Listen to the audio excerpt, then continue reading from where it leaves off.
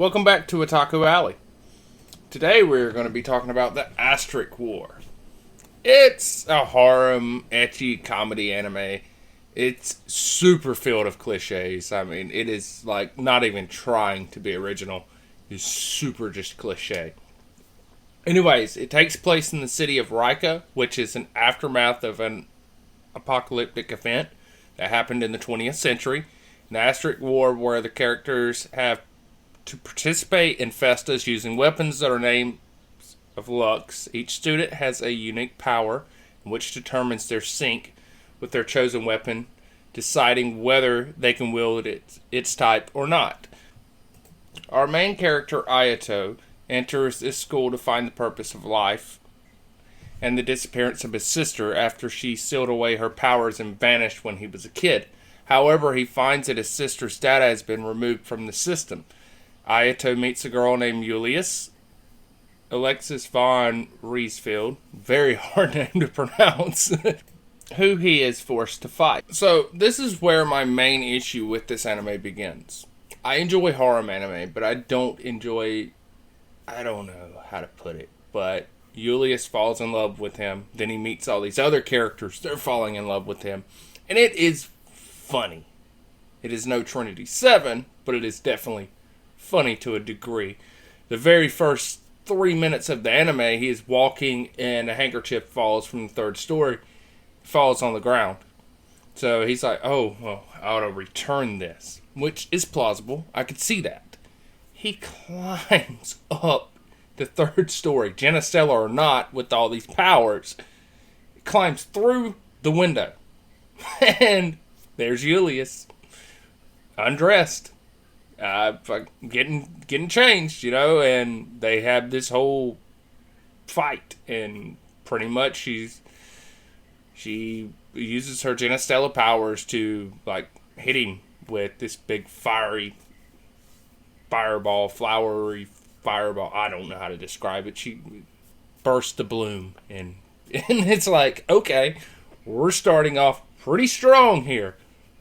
And then that's pretty much it. There's ecchi in it. Like, there's a scene during this Festa to where they are in a locker room. They just took a shower. They're coming out, and it's like, okay. So he calls in to be able to enter the door with Julius, and there's two female characters on the other side that are in the changing room, completely nude with towels or whatever. And Sesame is like, oh, it's Ayato. Let me let you in. They come in, and then there's this whole debacle. Sesame has no, I don't know, man. I couldn't follow this anime. I don't know if it was either I was too tired during the week whenever I was watching anime, or if the anime was just way too dull for me. I don't know which one it was, but that's not to take away from the anime. It is super cliche and doesn't try hard to not be cliche. I think that's what it's going for here. I guess that sold back in 2015. But it has bunny girls that have some kind of magical future sightseeing power. It has there's really no bad guy, to be honest. There's a female character who her luck has turned her into a vampire. She can control gravity with the scythe, and she owes a bunch of debt to this corporation. She's competing in the Festas and trying to knock the number one guy out. And season 1 is all I watched, and that's all I'm really reviewing. I never really grasped the plot of who the bad guy is and what we're trying to do here, other than we're Genestella, something post-apocalyptic has happened. We have these weapons called Luxes. Let's go and fight in this tournament because that's what this school is for. I don't see a reason for doing all of this. That is my issue, and I think that's kind of why I was falling asleep during it. And now I'm trying to talk about it, which is not working out too well. So, on to the characters. So, you have Ayato. He's your typical overpowered human Genestella, whatever you want to call him, guy. He is caring. He really cares about everyone. It's just all the typical harem tropes. You have Julius, which is a complete tsundere. I mean, let's be honest, she's a tsundere, and she likes him, but doesn't show her affection towards him. But you can tell through the anime, tropes and faces and all that she does like him. There's not a lot to her, to be honest. She's a typical generic character, and it is so frustrating. Claudia, she is kind of, I think she's a student president, and she is the one that lets Ayato know about his sister, like data and all that has been wiped. She wields a lux called Pandora that gives her the ability of precognition at the cost of revealing different ways of dying every night in her dreams.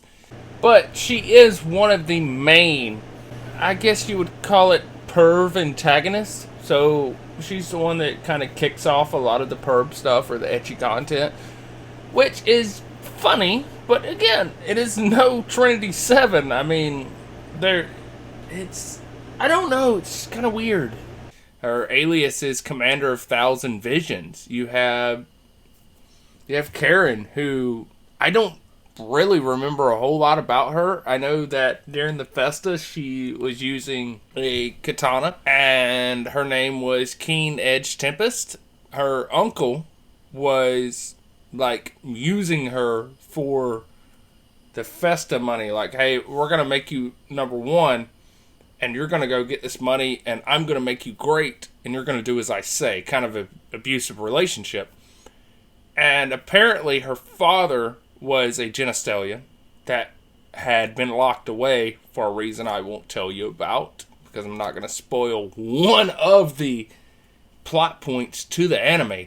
I mean, it was a lot of character development. There is character development in this anime. Ayato wields a lux called Servesta, a demon blade of black furnace, which is one of the 4-colored rune swords. His alias is Gathering Clouds.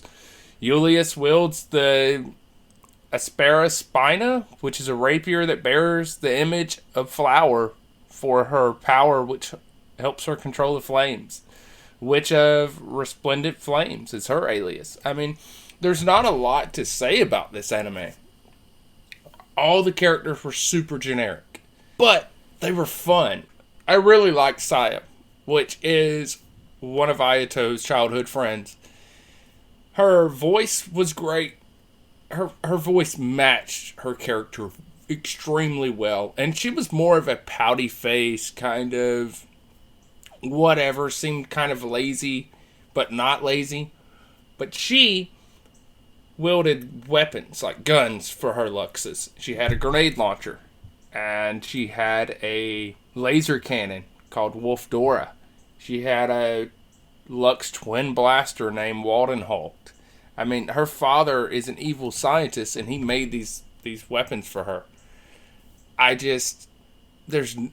I said, there's not a lot to say about this anime. It's a pretty good watch if you're running out of things to watch, or if you just want to watch something and turn your brain off. It's alright. So, this has been Otaku Alley. Don't forget to like, comment, and subscribe, and stay tuned for more content. And I'll see you next time.